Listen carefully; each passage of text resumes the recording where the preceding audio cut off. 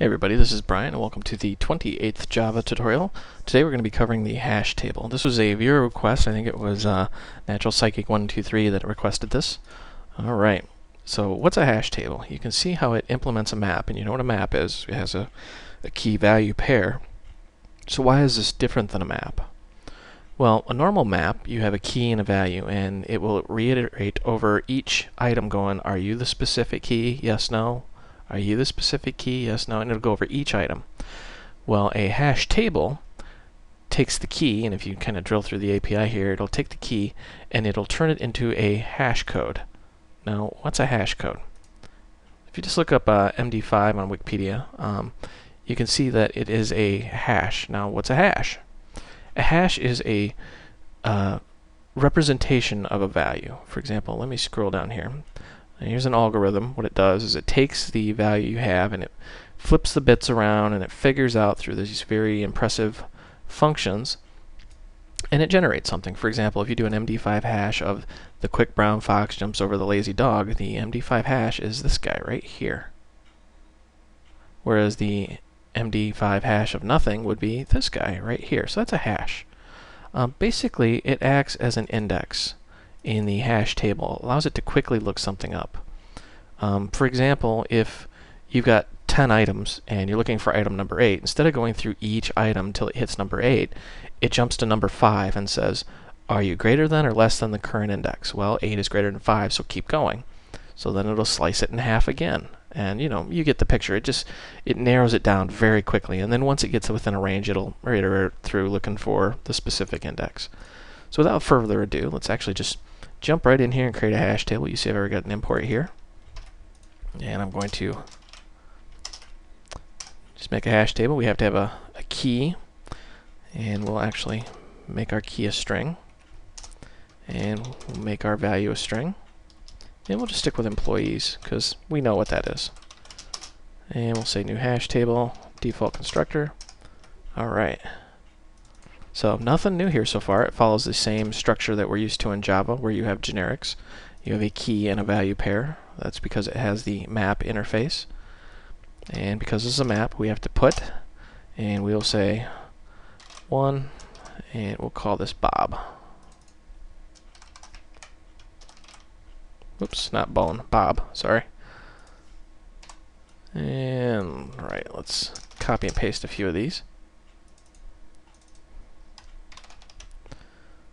We'll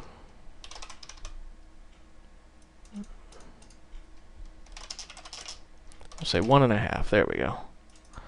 We'll say Bob. We'll say Chad, Mark, and just Amy. I'm having a hard time coming up with random names here, but you get the drift. And then we will say we want to print these out, so we're going to say for each string, we'll call it item.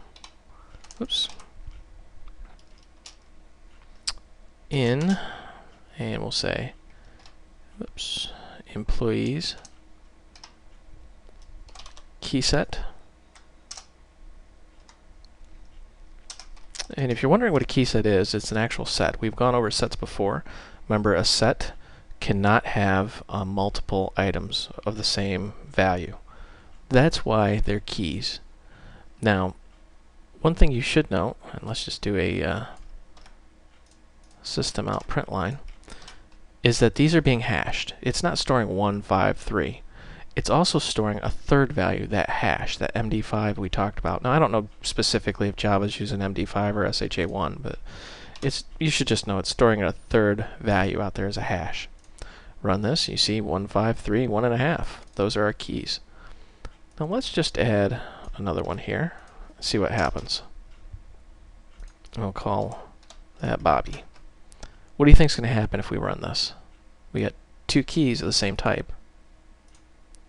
Well, you see how it just overwrote it.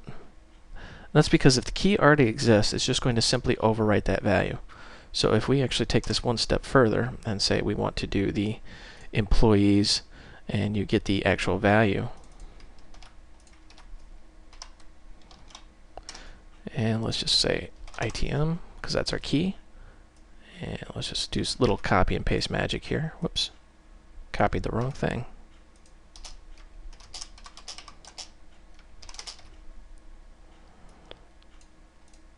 Sorry, my mouse is having technical difficulties today. So we're just going to print out the key and then the actual value of the key. Now notice we have one Bob, one Bobby. Which one's going to print out? Well, let's run this and find out. You see 1 is now Bobby. You also notice how they're not in the same order that we put them in there. Why is that? Well, that's because of that MD5 hash, or whatever algorithm it's using. It's ordering it based off the hash value. So in memory, this may look something like 002, and I think Mark was 1, so it'd be like 001. That's why they're not in the same order that you just put them in there, because it's sorting them based off the hash of the value. So you may get some unpredictable results if you're using the hash table, but it's important to understand that it's looking at the hash, not the actual value of the key that you put in here. So I know it's confusing. I recommend that you actually go out and you read up on hashes and hash tables, because they're in almost every single language, because they are just incredibly efficient at looking things up. So this is Brian. Thank you for watching. I hope you found this video educational and entertaining.